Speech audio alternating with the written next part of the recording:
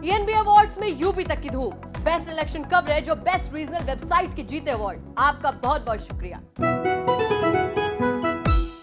प्रिय महंत जी, आपकी संपत्ति ले जाने के बाद में हमें न जाने कितने डरावने सपने आने लगे, हमारा नुकसान होने लग गया।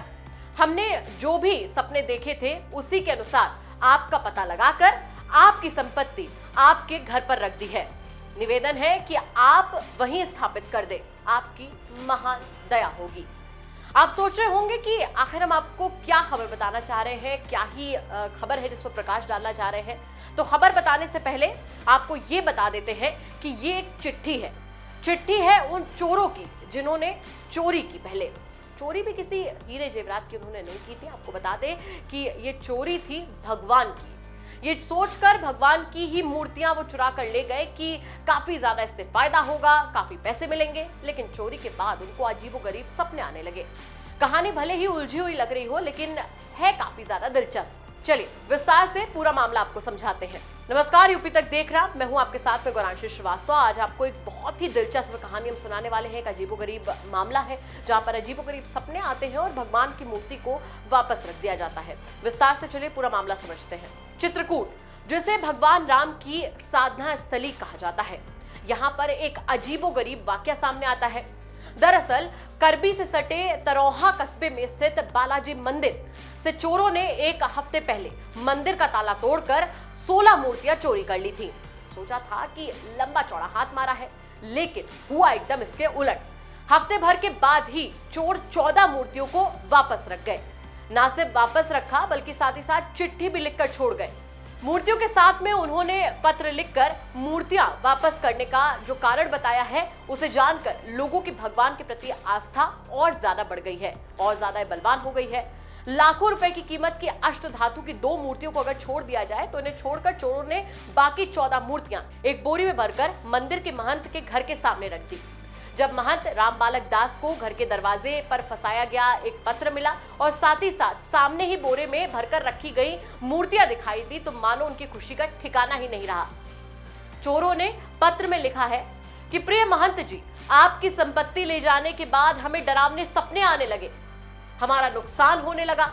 हमने जो सपने देखे थे उसी के अनुसार आपका पता लगाकर आपकी संपत्ति आपके घर पर रख दी है। आपसे निवेदन है कि आप इन्हें वहीं पर स्थापित कर दें, आपकी महान दया होगी। पत्र और मूर्तियां मिलने के बाद फिलहाल अगर बात कर ली जाए तो महंत राम बालक दास ने मूर्तियां पुलिस को सौंप दी हैं। हालांकि चोरी की गई अष्ट धातु की कीमती मूर्तियां पुलिस अभी तक नहीं ढूंढ पाई है। तो मैं उठा तो गाय चिल्ला रही थी, मैंने कहा चारा वारा डलवा दें। तो मैं उठा तो यहाँ एक कागज़ पड़ा था, ये कागज़ पड़ा था तो मैं इसको उठा करके पढ़ा। इसमें सब लिखा था कि ऐसा ऐसा हुआ, हमको सपना आने लगे, आपकी संपत्ति हम आपके पास रख रहे हैं। मेरे समझ में नहीं आया। जब मैं टुकना उचाया तो उसके नीचे बोरी रखी थी, तो बोरी मैं देखा वजनदार बोरी, सीमेंट की बोरी थी। मैं जो उठा के ले गया, उठा के लेके सब मैंने देखा, मैंने कहा हमारे भगवान तो मिल गए। सब गिना तो एक अष्टधातु की जो मूर्ति, बड़ी मूर्ति 5 किलो की, वो भर नहीं थी। एक बाल गोपाल छोटे शालिग्राम, बाकी सब मूर्ति थी। जाके वहाँ कोतवाल साहब, सीओ साहब सब बैठे थे, उनके सामने हमने सब रखा। तो बोले ठीक है। हमें मूर्ति 3 तो लड्डू गोपाल मिले जो आधा किलो वजन की हैं, और राम जानकी की 2 बड़ी मूर्तियाँ मिली, लक्ष्मण जी की, सीता जी की मूर्तियाँ मिली 2 जो 5-5 किलो की हैं, राधा कृष्ण की मूर्तियाँ हमें मिली। और इसके साथ में जो है जो हमारी अष्टधातु की मूर्ति थी वो नहीं थी। वही मामले को और ज्यादा गहराई से जानने के लिए हमने मंदिर के पुजारी के जो पिताजी हैं उनसे भी बातचीत की है। चलिए आपको सुनवाते हैं कि उनका क्या कुछ कहना था। बस ये था कि यार तुम पूजा कर दिया करो, तुम्हारे घर के सामने है। तो हमें भी ये था कि यार ब्राह्मण होकर के हमारे भगवान सामने बैठे, उनकी पूजा नहीं करेंगे तो कोई नहीं करेगा। भाई बाबा वहाँ मानिकपुर में रहने लगा, तो उस मानवता के नाते हम भगवान की तारा खोल के पूजा आरती कर देते थे, फिर तारा बंद कर देते। तो वो दोनों लोग आए, तो वो बिट्टी गाड़ी छोड़ के लड़की है, तो वो जहाँ डेहरी था आई तो वो दरवाजा ये खुले दिखी, ये हमेशा बंद रहा थी। तो कहे कि बड़ी अम्मा ये तो दरवाजा खुले हैं भगवान के। तो वह से दिखे डेहरी ठा से कि दरवाजा खुले हैं, तो वह सन्न हो गई। फिर नेरे आके दिखे तो हम दरवाजा इसे खुले रहे, आधे दरवाजा खुले रहे। पूरा मामला तो आप समझ ही गए होंगे।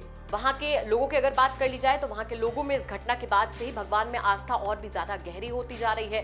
लेकिन भले ही 14 मूर्तियां वापस आ गई हों, लेकिन अभी भी जो 2 कीमती मूर्तियां हैं वो बरामद नहीं की गई हैं, जिसकी जानकारी के लिए हमने रुख किया चित्रकूट के अपर पुलिस अधीक्षक शैलेंद्र कुमार राय का, जिनका कहना था कि इस संदर्भ में गहराई से विवेचना चल रही है, शीघ्र ही घटना का खुलासा किए जाने का प्रयास किया जा रहा है।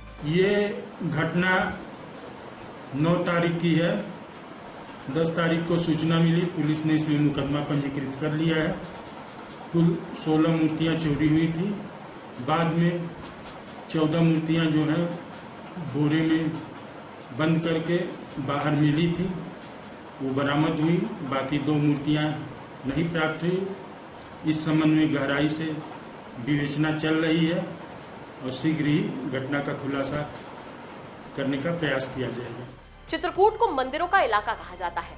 पौराणिक महत्व की इस धर्मस्थली के हर मोहल्ले में किसी न किसी देवी देवता का आपको कोई न कोई मंदिर बना हुआ जरूर मिल जाएगा। मंदिरों में स्थापित प्राचीन मूर्तियों पर चोरों की निगाहें लगी रहती हैं।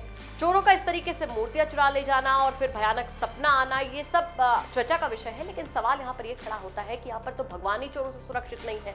इसी सवाल के साथ आपको छोड़कर जा रहे हैं। खबर कैसी लगी कमेंट करके जरूर बताएं। साथ ही साथ आपको बता दें कि आप तक इस खबर को पहुंचाने का श्रेय जाता है मेरे सहयोगी संतोष बंसल को। नमस्कार।